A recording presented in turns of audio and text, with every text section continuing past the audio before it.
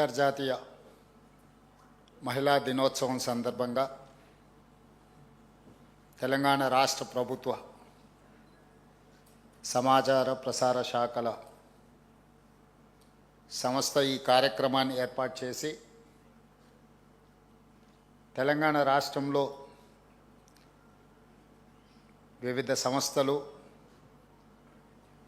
పత్రికలు ప్రసార సాధనాలలో పనిచేస్తున్న మహిళా జర్నలిస్టులతో ఈ మహిళా దినోత్సవాన్ని జరుపుకోవాలని ఈ కార్యక్రమంలో నాతో పాటు ముఖ్య అతిథులుగా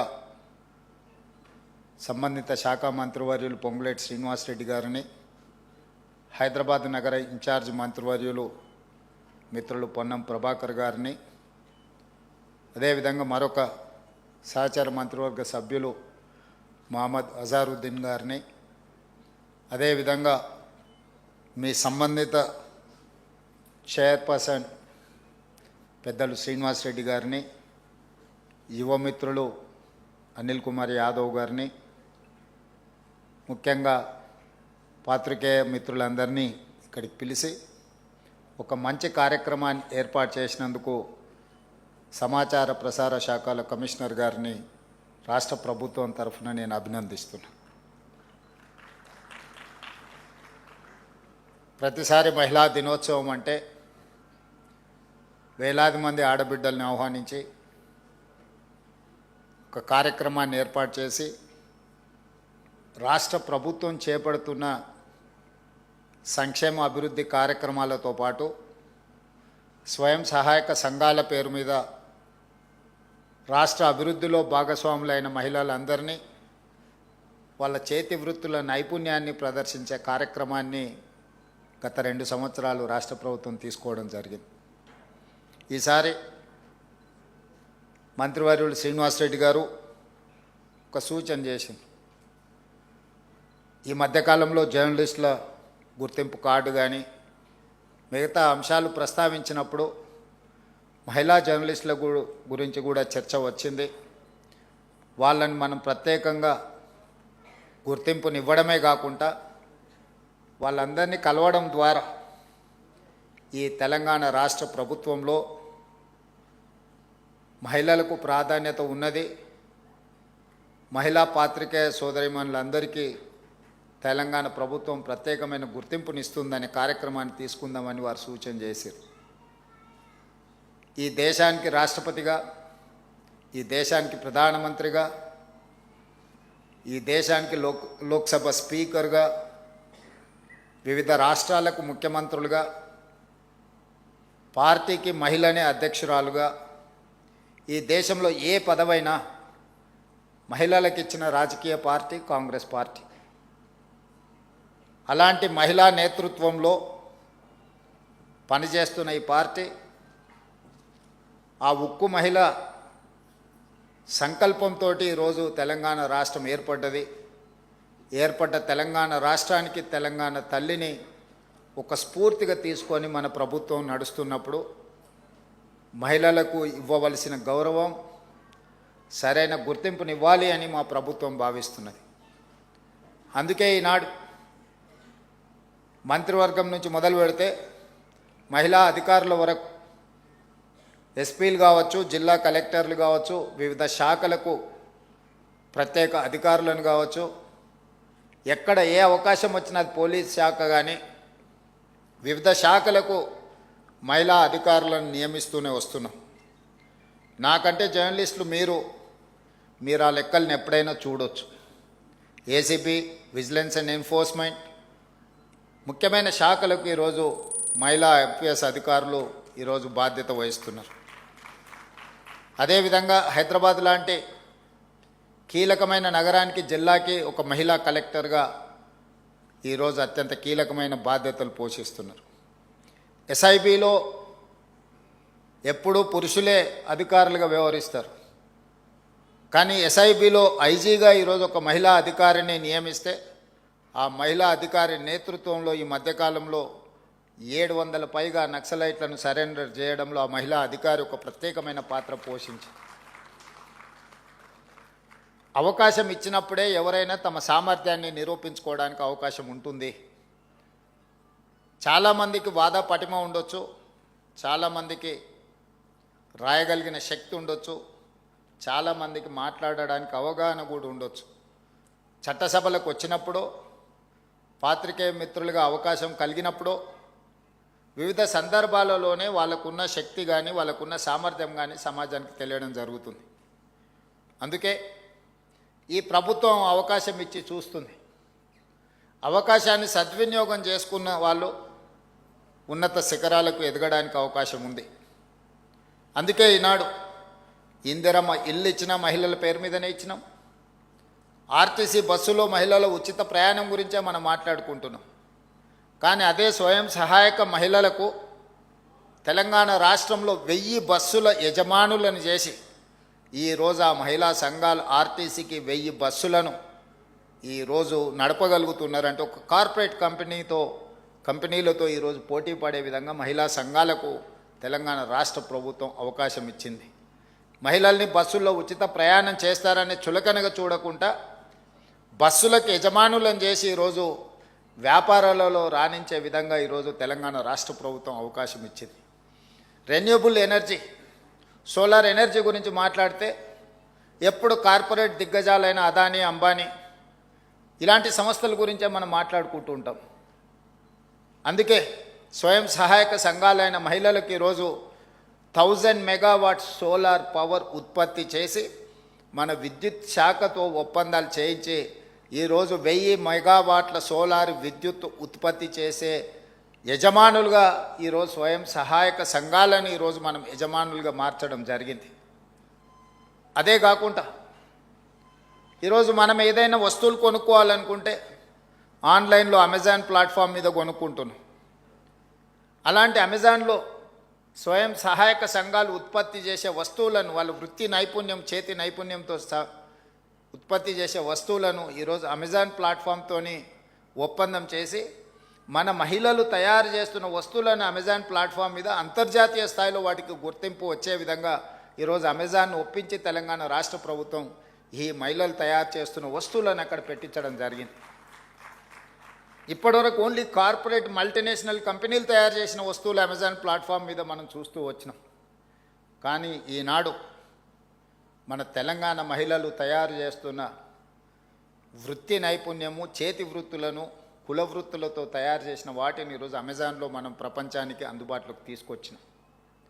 అదేవిధంగా ఈరోజు మహిళలలో ఉన్న టాలెంట్ను గుర్తించాలి, వాళ్ళకు అండగా నిలబడాలన్న ఆలోచనతోటి హైటెక్ సిటీ అని అంటే ప్రతి ఒక్కరూ మైక్రోసాఫ్ట్, ఇన్ఫోసిస్, విప్రో ఇలాంటి కార్పొరేట్ కంపెనీల గురించే మనం మాట్లాడుకుంటున్నాం. ఆ చుట్టుముట్టుతో ఉన్న ఐటీ కంపెనీల గురించి, అంతర్జాతీయ సంస్థల గురించి మాత్రమే మనం చర్చించుకుంటున్నాం. ఎగ్జాక్ట్గా హైటెక్ సిటీ పక్కన 3.5 ఎకరాలలో దాదాపుగా 1000 కోట్ల స్థలాన్ని 150 స్టాల్స్ ఈరోజు వాళ్లకు మహిళా సంఘాలకి ఇందిరా మహిళా శక్తి బజార్ అని పెట్టి 150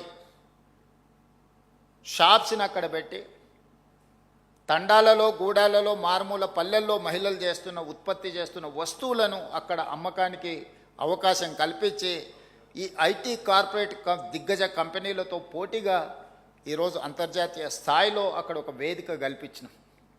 ఈరోజు వాళ్ళలో ఉన్న నైపుణ్యాన్ని గుర్తించాలి, ఆ లోకల్ టాలెంట్ని గ్లోబల్ టాలెంట్గా తీర్చిదిద్దడానికి ఈరోజు హైటెక్ సిటీ పక్కన మహిళలకు ఒక గొప్ప అవకాశం ఇచ్చినాం. ఇలాంటివి ఎన్నో. ఎక్కడైనా ప్రపంచ దేశాలు, అభివృద్ధి చెందిన దేశాలను చూడండి. మీరంతా senior journalist and working journalist, మీకు విశ్లేషించే విచక్షణ పరిజ్ఞానం మిగతా వాళ్ళకంటే కొంచెం ఎక్కువనే ఉంటుంది. ఏ దేశమైతే ఆర్థికంగా ఎదిగిందో, ఏ దేశమైతే ఎదిగిన అభివృద్ధి చెందిన దేశాలుగా ఈరోజు ప్రపంచంలో గుర్తింపు పొందుతున్నాయో ఆయా దేశాలలో మహిళ యొక్క ఆర్థిక శక్తి పెరిగినప్పుడే ఆ దేశం అభివృద్ధి చెందిన దేశంగా గుర్తింపు పొందింది. మన దేశంలో మహిళల యొక్క శ్రమకు గుర్తింపు లేదు, శ్రమకు తగ్గ ఫలితము లేదు. ఇంట్లో చేసే ఏ పనైనా టేక్ ఇట్ గ్రాంటెడ్గా, ఆఫీస్లో ఏ పని ఉన్నా కూర్చొని చేసే పనిని మహిళల మీద నెట్టేసి మిగతా వాళ్ళు పెత్తనం చెలాయించే విధంగా, అదేవిధంగా మగవాళ్ళతో పోటీపడి చేసేటప్పుడు చిన్న చిన్న చులకన కామెంట్స్ కానీ, ఇతర ఇష్యూస్ మీకు అందరికి తెలుసు. ఇట్లాంటి వాటన్నిటికీ పులి స్టాప్ పడాలి అని అంటే మహిళల్ని వాళ్ళ టాలెంట్ను గుర్తించి ప్రోత్సహించాల్సిన బాధ్యత సంస్థల మీద ఉన్నది. వ్యక్తులుగా మనం కొన్ని చేయలేం. వ్యవస్థగా మనం పని చేసినప్పుడు తప్పకుండా మనం ఆ టాలెంట్ని గుర్తించి అవకాశం కల్పించడానికి అవకాశం ఉంటుంది. జర్నలిజం గురించి నేను చెప్పాలి అని అంటే నాకున్న పరిమితమైన అవగాహనతో ఆనాడు దేశ స్వతంత్రం కోసం కొట్లాడుతున్నప్పుడు యంగ్ ఇండియా అనే పత్రికను మహాత్మా గాంధీ గారు నడిపించారు. 1921 నుంచి 1931 వరకు 10 సంవత్సరాలు మహాత్మా గాంధీ గారు పత్రికను నడిపించి స్వతంత్ర పోరాటాన్ని దేశ ప్రజలకు చేరవేయడానికి యంగ్ ఇండియా పత్రికను నడిపారు. అదే సమయంలో పండిత్ జవహర్లాల్ నెహ్రూ గారు దేశ స్వతంత్ర పోరాటాలనే కాకుండా పాలసీలను ప్రజలకు తెలియజెప్పాలి, ఈ దేశ ప్రజలకు దేశాన్ని నడిపించుకునే శక్తి ఉన్నది, జ్ఞానం ఉన్నదని నేషనల్ హెరాల్డ్ పత్రికను పండిత్ జవహర్లాల్ నెహ్రూ గారు నడిపించారు. మన ప్రాంతానికి వస్తే సాయుధ రైతాంగ పోరాట సమయంలో సురవరం ప్రతాప్ రెడ్డి గారు గోల్కొండ పత్రికను నడిపించడం జరిగింది. వీళ్ళందరూ కూడా వర్కింగ్ జర్నలిస్టులే కాదు, జర్నలిజం పట్ల ఒక అవగాహన ఉండి అత్యంత గొప్ప పోరాటాలను కూడా పత్రికల ద్వారా నడిపించడం ద్వారా శాంతియుతంగా ఒక యుద్ధాన్ని గెలవచ్చు అని చెప్పి మహాత్మా గాంధీ గారు, నెహ్రూ గారు, సురవరం ప్రతాప్ రెడ్డి గారు నిరూపించారు. యుద్ధం అంటే ఆయుధాలతో చేసేదే యుద్ధం అని కొంతమంది అనుకుంటారు. ఆయుధాలతో చేసే యుద్ధము విషాదంతో ముగుస్తుంది. కానీ అవగాహనతో కూడుకున్న ప్రజలకు అవగాహన కల్పించి ప్రజల్ని కార్యోన్ముఖులం చేసి ఒక ఐడియాలజికల్ వార్ చేస్తే ఒక యుద్ధాన్ని గెలవచ్చు, ఒక దేశానికి స్వతంత్రాన్ని సాధించవచ్చు అని చెప్పి మహాత్మా గాంధీ గారు నిరూపించారు. వారి వారసత్వంగా ఈరోజు మనం ఈ పరిపాలనను కొనసాగిస్తున్నాం. ఈ దేశంలో వివక్ష ఉంది. అది కులాల మధ్యలోనే కాదు, మహిళల మధ్యలో, పురుషుల మధ్యలో రకరకాల వివక్షలు ఉన్నాయి. అభివృద్ధి చెందిన దేశాలలో వివక్ష లేదని అనుకోకండి. అప్పుడప్పుడు మనం అమెరికా చాలా అభివృద్ధి చెందిన దేశం అంటాం, అప్పుడప్పుడు మనం చూస్తున్నాం. అక్కడ ఉండే వివక్ష అక్కడ ఉంది. అక్కడ పేదరికం లేదని కాదు, మనకంటే అత్యంత నిరుపేదలు ఉన్నారు. కానీ అక్కడ కష్టపడే వారికి గుర్తింపు ఉన్నది, ముందుకెళ్ళే వాళ్ళకు అవకాశం ఉన్నది. మన దగ్గర కూడా వివక్ష ఉన్నది, కానీ కష్టపడే వాళ్లకు గుర్తింపునివ్వాల్సిన బాధ్యత ఇంకా మనము నేర్చుకోవాల్సిన అవసరం ఉన్నది. ఇంకా మనం అవకాశం కల్పించాల్సిన బాధ్యత ఈరోజు ప్రభుత్వాల మీద ఉన్నది. అందుకే ఈరోజు ప్రత్యేకంగా మహిళా జర్నలిస్టులతో కలిసి, ఎందుకంటే నా ఈ ప్రయాణంలో చాలామంది మిత్రులు ఉన్నారు, మహిళా జర్నలిస్టులు కూడా చాలామంది వెల్ విషర్స్ ఉన్నారు. వాళ్ళందరి ప్రోత్సాహమో ప్రత్యక్షంగానో పరోక్షంగానో ఏది కాకపోయినా డెస్క్లో ఉన్నప్పుడు మన మీద అనుచితంగా వ్యాఖ్యలు చేసినప్పుడు కనీసం అది ప్రసారం చేయకుండా ఆపడంలోనైనా మీ సహకారం ఉన్నది. చెడు అని భావించినప్పుడు ఆ చెడుని నియంత్రించడానికి మీరు అందించే సహకారం, అది కూడా ఒక రకంగా నా ఎదుగుదలకు ఉపయోగపడ్డది. ఒకవేళ చెప్పాల్సి వచ్చినప్పుడు రాసిచ్చిన దానికంటే ఒక 2 మంచి మాటలు కూడా మీరు చెబితే అది ప్రజలకు ఇది నిజమే అని భావించి, ఎందుకంటే మహిళలు ఏది చెప్పినా విశ్వాసం నమ్మకం ఎక్కువ ఉంటుంది. మేము నిజం చెప్పినా కూడా మా వాళ్ళు అది కొంచెం తక్కువ ఉంటుంది.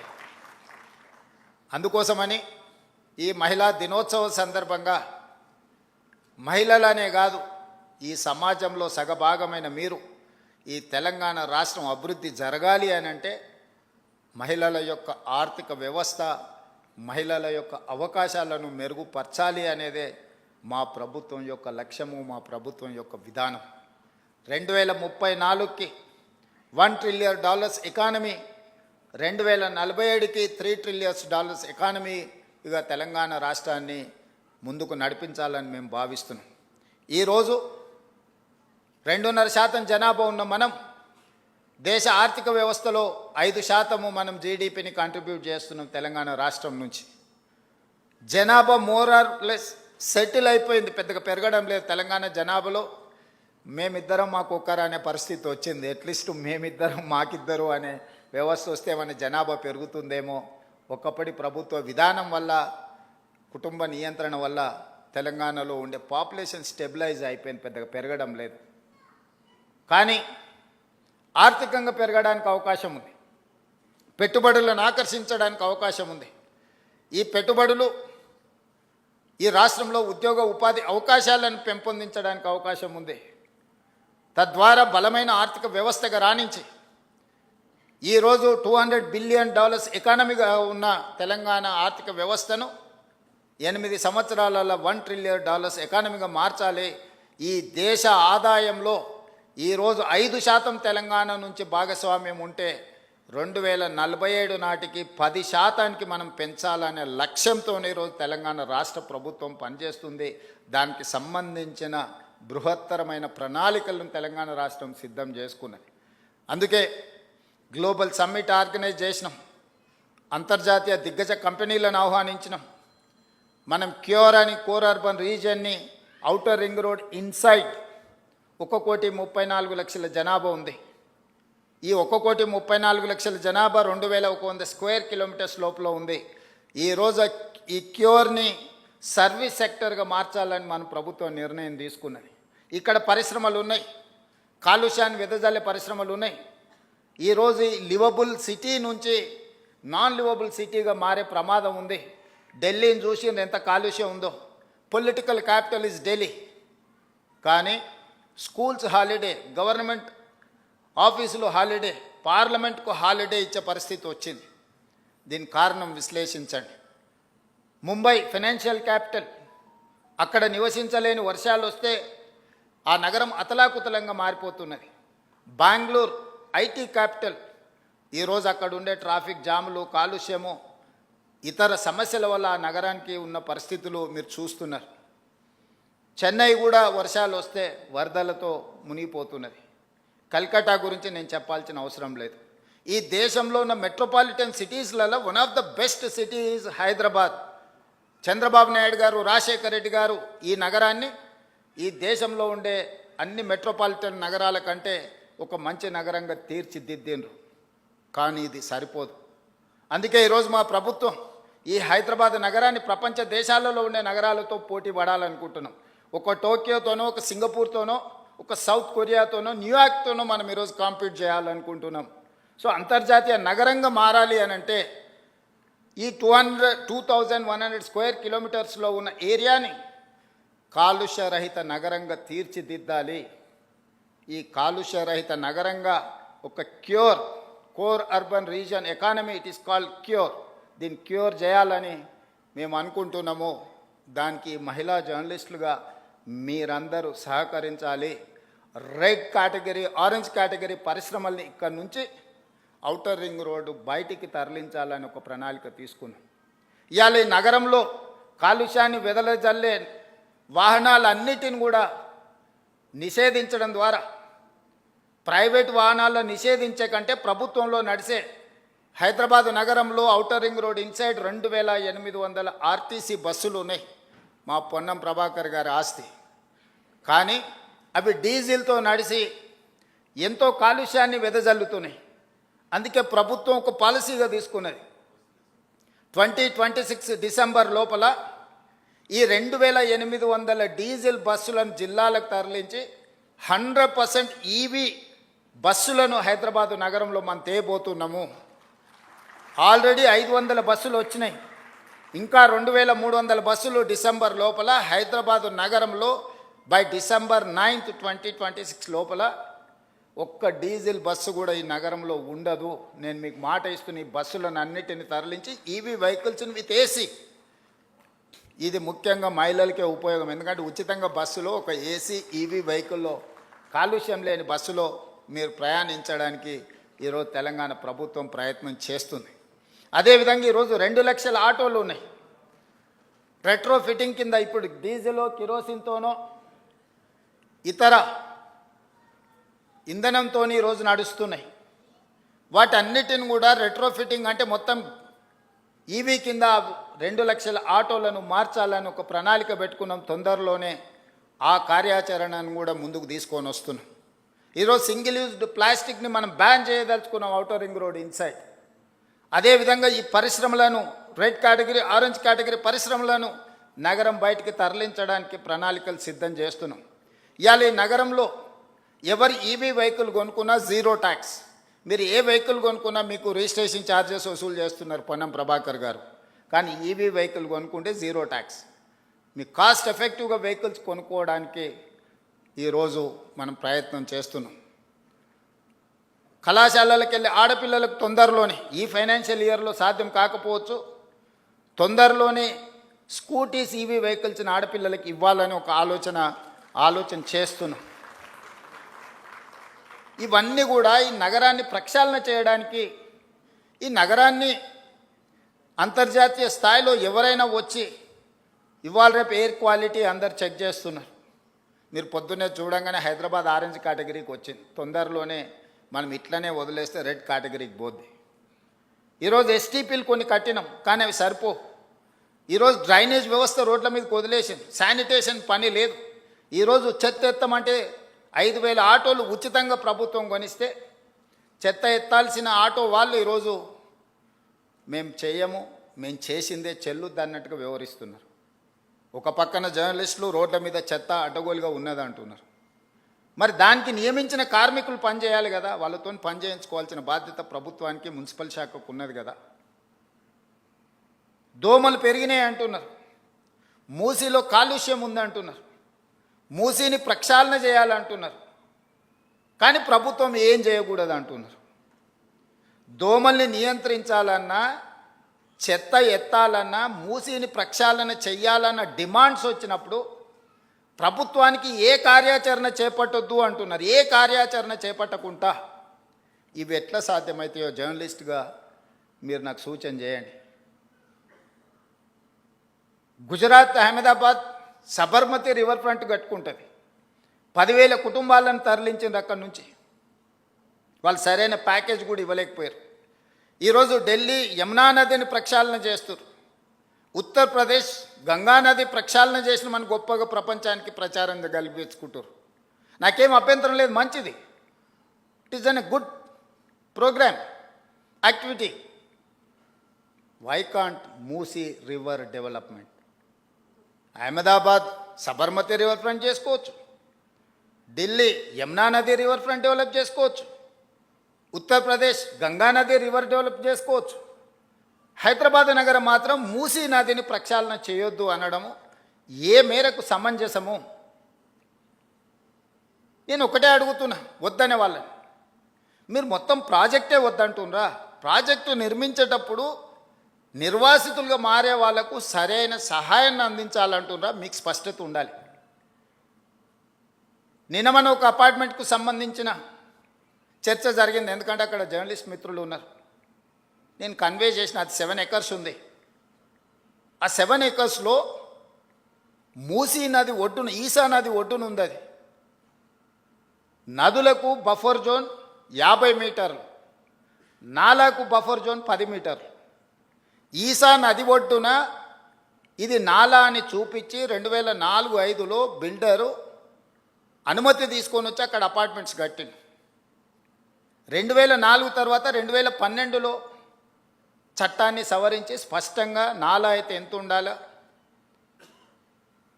చెరువులు అయితే ఎంత ఉండాలి బఫర్ జోన్, నదులైతే ఎంత ఉండాలి బఫర్ జోన్, కేటగారికల్గా చట్టాన్ని మనం ఆమోదించుకున్నాం శాసనసభలో. 2012 నుంచి యాక్ట్ మనం ఇంప్లిమెంట్ చేస్తున్నాం. దాని ప్రకారం మూసా నది కానీ ఈసా నది కానీ నది ఒడ్డున 50 మీటర్ల బఫర్ జోన్, ఎవరు ఏమి కట్టడానికి వీలు లేదు. కట్టినా కూడా వాటిని తొలగించాలి. భూ యాజమాన్య హక్కులు మీ దగ్గర ఉన్న నష్టపరిహారం ఇస్తారు తప్ప అందులో ఎలాంటి నిర్మాణాలు జరగడానికి లేదు. NGT directions, supreme court directions, all constitutional authorities have decided to remove all these buffer zones. ఆ అపార్ట్మెంట్కు సంబంధించి దాదాపుగా 50% ఈ బఫర్ జోన్ 50 మీటర్ల 9 మీటర్ల సెట్ బ్యాక్ చూపించేసి ఇది నాలా అని చూపించి బిల్డర్స్ అక్రమంగా అనుమతి తెచ్చుకొని కట్టినరు. మన వాళ్ళు కొనుక్కున్నారు అనుమతి చూసి. కొనుక్కున్న వాళ్ళ గురించి నేనేం తప్పుగా చెప్పట్లేదు, అనుమతులు అన్నీ చెక్ చేసుకున్నాం. నేను ఈ మధ్యలో ప్రాజెక్టుని టేకప్ చేయాలనుకున్నప్పుడు చూస్తే మోర్ దాన్ 50% బఫర్ జోన్లు ఉన్నది. దీంట్లో చాలామంది తెలిసిన మిత్రులు ఉన్నారు. అరే వీళ్ళకి ఏదైనా నష్టం జరిగేటట్టుంది, మనం చేయగలిగిన సహాయం చేద్దామని మా అధికారులకు చెప్పి వాళ్ళ దగ్గర పంపించి వాళ్ళతో చర్చ చేయించి చెప్పిన. మరి వాళ్ళకి ఎంత చేరిందో తెలియదు, అందుకే ఈరోజు ఇక్కడ నుంచి చెప్పదలుచుకున్నా. వాళ్ళకి ప్రత్యామ్నాయంగా పక్కనే 7 ఎకరాలకు 7 ఎకరాల ల్యాండ్ ఇచ్చి ఇప్పుడు ఎంతైతే స్క్వేర్ ఫీట్ కన్స్ట్రక్షన్ చేసిందో కొత్త నిర్మాణానికి అవసరమైన డబ్బులు బ్యాంకులో డిపాజిట్ చేస్తా, మీరే ఒక సొసైటీ పెట్టుకొని మీరు కట్టించుకోండి. ఇది ఇంకా భవిష్యత్తులో ఎప్పుడు మీకు అమ్ముకోవడానికి కొనుక్కోవడానికి కూడా ఉండదు. ఈ 50 మీటర్ల బఫర్ జోన్ అనేది బ్యాన్ చేస్తాం. ఇప్పటికిప్పుడు కూలగొట్టకపోయినా భవిష్యత్తులో అది మీకు జీరో వాల్యూ అవుతుంది. మీ మేలు కోసం మీరు నష్టపరిహారం తీసుకొని మీరు వేరే దగ్గరికి వెళ్ళి కొనుక్కుంటాం అంటే మీ ఇష్టం. లేదు అంటే మీ ఎంత స్థలం ఉందో అంతే స్థలం ఆ పక్కన ప్రభుత్వ స్థలాన్ని కేటాయించి ఈ నిర్మాణానికి అవసరమయ్యే నిధులు కూడా ప్రభుత్వం ముందే మీ బ్యాంకులో డిపాజిట్ చేస్తుంది. మీరు ఒక అసోసియేషన్, మీ ఎట్లాగూ అపార్ట్మెంట్స్ వెల్ఫేర్ అసోసియేషన్ ఉంటుంది కదా, మీరు మీకు డిపాజిట్ చేస్తాం, మీరు కట్టుకోండి అని మేము చెప్పినాం. అది రాజకీయ రంగుగా మారి ప్రతి రాజకీయ పార్టీ అక్కడికి వెళ్ళి వాళ్ళ పట్ల సానుభూతి చూపిస్తున్నారు. సానుభూతితో ఇది సమస్య పరిష్కారం కాదు. నేను ఆ మిత్రులకు సవినయంగా విజ్ఞప్తి చేస్తున్నా. 50 మీటర్ల చట్టము అమల్లో ఉంది.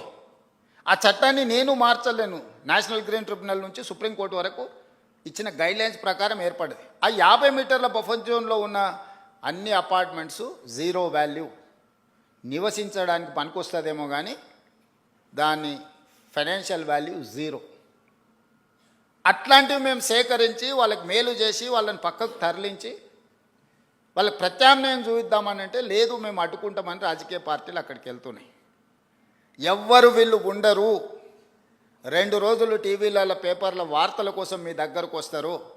మీ కన్నీళ్ళు వాళ్ళకు ఓట్లుగా మార్చుకుందామని ఆలోచన చేస్తున్నారు తప్ప మీకు సహాయం అందించాలనుకుంటే ప్రభుత్వంతో చర్చించాలి. అవునయ్యా వీళ్ళకి ఇక్కడ నష్టం జరుగుతుంది, నువ్వు ప్రత్యామ్నాయంగా ఏమిస్తావో చెప్పు అని ప్రభుత్వంతో చర్చించాలి వచ్చే ప్రతినిధులు. మోడీ గారు గొప్పగా చేసిందని చెప్పేవాళ్ళు, ఆ పార్టీకి ప్రాతినిధ్యం వహిస్తున్న వాళ్ళు ప్రభుత్వంతో చర్చించవచ్చు కదా. They are also constitutional authorities. వాళ్ళు కూడా యూనియన్ క్యాబినెట్ మినిస్టర్లు ఉన్నారు, యువతలు ఉన్నారు. ప్రతిపక్ష పార్టీ కూడా ప్రతిపక్ష హోదా ఉంది. వాళ్ళందరూ వచ్చి కూర్చొని అవును ఇక్కడ నుంచి మూసీ పరివాహక ప్రాంతంలో 2 వైపులా 50 మీటర్ల బఫర్ జోన్లో ఎవరెవరు ఎఫెక్ట్ అవుతున్నారు, వాళ్ళు ఎంత పేదవాళ్ళు, గుడిసెతో ఉన్నారా, ఇల్లుతో ఉన్నారా, వాళ్ళకి ఏం నష్టం జరుగుతుంది, వాళ్ళ సొంత భూమి ఉందా, ప్రభుత్వ భూమి ఉందా, వాళ్ళకి ఏమి ఇస్తే బాగుంటుందో మనం చర్చిద్దామని నేను చెప్తున్నా. నువ్వు చర్చించడానికి లేదు, నువ్వు కట్టడానికి లేదు, మేము చేయలేదు కాబట్టి నువ్వు చేయొద్దు. నువ్వు చేయలేదు కాబట్టి నువ్వు ఇంటికి పోయినావు, నేను చేస్తానే నమ్మకం ఉంది కాబట్టి నేను కుర్చీలో కూర్చున్నా. ఇక నీకు నాకు తేడా లేకపోతే ఇంకా విషయం ఏమున్నది? అందుకే మన నగరాన్ని కాపాడుకోవడానికి, మన నగరం అంతర్జాతీయ నగరంగా రాణించడానికి, మన నగరం ఒక దేశ ఆర్థిక వ్యవస్థకి వెన్నెముకగా మారడానికి మీ అందరి సహకారం నాకు కావాలి. ఇది నేను నా ఒక్కడి కోసం, నా ఇంటి కోసం చెప్పడం లేదు. మీరందరూ మహిళా జర్నలిస్టులు అనుకుంటే రేపు 13th రోజు తాజ్ కృష్ణాలో పవర్ పాయింట్ ప్రజెంటేషన్ ఈ మూసీ నది మీద ఫేజ్ 1 మీద ఈరోజు డీటెయిల్ ప్రాజెక్ట్ రిపోర్ట్ ఇవ్వబోతున్నా. గాంధీ స్టాచ్యూకి 5,000 కోట్లు ఖర్చు పెడుతున్నారు. ఎవడన్నా బుర్రుండేటోడు 5,000 కోట్లు ఖర్చు పెడతాడు ఆ స్టాచ్యూకి. స్టాచ్యూ కాస్ట్ 70 కోట్లు. ఆడ విజ్ఞాన మందిరం మొత్తం కట్టడానికి 100+ ఏదో అవుతుంది. టోటల్ కలిపితే కూడా 200 కాదు. అంబేద్కర్ భవన్కి 220 కోట్లు పెట్టారు, సంతోషం. మహాత్మా గాంధీ ఒక విజ్ఞాన కేంద్రానికి ఒక 200 కోట్లు పెడితే మీకు వచ్చిన కష్టం ఏంటి? దాన్ని 5,000 కోట్లు 10,000 కోట్లు అని చిలువలు పలువలు చేస్తారు. నిజం గడప దాటకంటే ముందే అబద్ధం ఊరంతా తిరిగి వస్తుంది. ఇట్లాంటి దగ్గరనే మహిళా జర్నలిస్టులను నా రిక్వెస్ట్ ఒక్కటే, వాస్తవాలను మీరు ప్రజలకు చెప్పండి. అంతెందుకు ఈ గేట్లకు ఎప్పుడన్నా వచ్చిండ్రమ్మా? ఎవరు ఎంతమంది ఉన్నారు చేయొద్దండి గేట్లకు వచ్చిన వాళ్ళు గతంలో? ఇప్పుడు కాదు, గతంలో 5-6 మంది ఉంటారా? గతంలో ఓకే, అప్పుడు కాదమ్మా, రాజశేఖర రెడ్డి గారు ఉన్నప్పుడు ఇది ఇట్లా లేదు కదమ్మా. గడిగా ఉన్నప్పుడు ఎప్పుడైనా వచ్చారా? ప్రజాభవన్ అయినాక వచ్చి ఉంటారు. గడిగా ఉన్నప్పుడు వచ్చిన వాళ్ళు ఏమంటే అప్పుడు కాదమ్మా 2014 నుంచి 2023 వరకు ఇందులోకి ఎంటర్ అయిన వాళ్ళు ఎవరు ఉన్నారు? ఒక నలుగురు, 1 2 3 4 నలుగురు ఉన్నారు. సో ఈరోజు ప్రతిరోజు ఈ భవన్లోకి ప్రజలందరూ వస్తున్నారు. ఇది ప్రజలకు వేదిక, ఇది ప్రజా వేదిక, ఇది ప్రజా పరిపాలన. ఏది నిషేధిత ప్రాంతం కాదు ఇది. తెలంగాణ ప్రజల్ని నిషేధిస్తే ప్రజలు మనల్ని నిషేధిస్తారు శాశ్వతంగా, ఇంతే. దీంట్లో ఏం పెద్ద థియరీ లేదు, పెద్ద ఇది లేదు. అంతకుముందు అప్పుడప్పుడు ఎప్పుడన్నా ఉత్సవ విగ్రహాలు పండుగల పూట వీధుల్లో చూపిస్తారు. అంతకుముందు ఉండేట ఆయన అట్లా ఉత్సవ విగ్రహం లాగా అప్పుడప్పుడు మీకు కనిపించేటోడు. నేను ఎప్పుడు మీ మధ్యలోనే ఉంటున్నా. ఏ రోజైనా నేను సెలవు తీసుకున్న రోజు ఉందా? ఏ రోజైనా ఎవరైనా కలుస్తా అంటే కలవని రోజు ఉందా? అందుకే మహిళా జర్నలిస్టులకు కూడా నా విజ్ఞప్తి ఒకటే, మన రాష్ట్రాన్ని మెరుగుపరుచుకుందాం, మీ సహకారం ఉండాలి. మహిళా దినోత్సవ సందర్భంగా సంకల్పం తీసుకోండి. ఈ రాష్ట్రంలో మహిళలకు రక్షణ కల్పించడమే కాకుండా ఈ రాష్ట్రంలో మహిళలకు అవకాశాలు ఈ రాష్ట్ర ప్రభుత్వం ఇస్తుంది. వీటిని సద్వినియోగం చేసుకొని దేశంలోనే మహిళా ప్రాధాన్యతతో కూడుకున్న రాష్ట్రంగా ఒక గొప్ప పేరు, గుర్తింపు మనం తెచ్చుకుందామని తెలియజేస్తూ, మహిళా రక్షణకు కమిటీలు వేయాలంటారు. ఆఫీసర్స్లో కూడా నిన్నమన్న నేను దాని మీద డిస్కషన్ చేసిన. ఈవెన్ కార్పొరేట్ ఆఫీసులో కూడా ఈ ప్రాబ్లం ఉన్నది. కంప్లైంట్ బాక్స్ ఉండాలి, దానికి సంబంధించిన సెక్యూరిటీ మెజర్స్ తీసుకోవాల్సిన అవసరం ఉంది. తప్పకుండా తీసుకుంటాం. అదేవిధంగా ప్రింట్ మీడియా, ఎలక్ట్రానిక్ మీడియాకు అథారిటీస్ ఉన్నాయి, complaining authority to examine their news and their views. Social మీడియాకు లేదు. డెఫినెట్గా తెలంగాణ రాష్ట్ర ప్రభుత్వం ఎగ్జామిన్ చేసి సోషల్ మీడియాలో ప్రసారం చేసే అవాస్తవాల మీద ఫిర్యాదు చేయడానికి కూడా ఒక వేదికను చేయాలనుకుంటున్నాము. ఎందుకంటే అసలు నకిలీ అని ఎప్పుడు ఉంటుంది, నిజము అబద్ధం అనేది తోడు నీడ లాంటివి. సో నిజమైన జర్నలిస్టుల ముసుగులో వ్యాపారాలు వ్యవహారాలు చేసే వాళ్ళకు ఉన్న తారతమ్యం ఏముందో దానికోసం ఒక చట్టాన్ని కూడా తేవాలన్న ఆలోచన ఉంది. తప్పకుండా రేపు వచ్చే శాసనసభలో చర్చ చేస్తాం. మీరు ఏదైనా అవకాశం ఉన్నా ఇన్పుట్ ఇవ్వండి. మీకు కొన్ని డెస్క్లో చేసే వాళ్ళకి ఏదో గుర్తింపు కార్డులు సమస్య అన్నట్టుగా కొంతమంది, ఎవరిని అట్లా లేదు. మేము అందరికీ స్పష్టంగా అన్ని అవకాశాలు, డెస్క్ జర్నలిస్ట్కి లేకపోతే మిగతా ఫీల్డ్ జర్నలిస్టులకి ఏం తేడా లేదు. నేను మంత్రి గారితో మీ అందరికీ చెప్పించిన ఈ వేదిక మీద నుంచి కూడా మళ్ళొకసారి చెప్తున్నా, అన్నిటికంటే ముఖ్యంగా మీకు ఇళ్ళ పట్టాలు చాలా రోజులు పెండింగ్ ఉంటే నేను వచ్చినాక ఇచ్చినా ఆగిపోయినాయి. ఈ మహిళా దినోత్సవం ఎందుకంటే ఇల్లు అనేది మహిళల చేతుల్లో ఉంటే మహిళల గౌరవం పెరుగుతుంది. ఒక వే ఫార్వర్డ్ ఏదో నేను ఆలోచన చేస్తున్నా. తొందరలోనే తప్పకుండా మీకు ఒక మంచి వార్త వినిపించే ప్రయత్నం చేస్తా.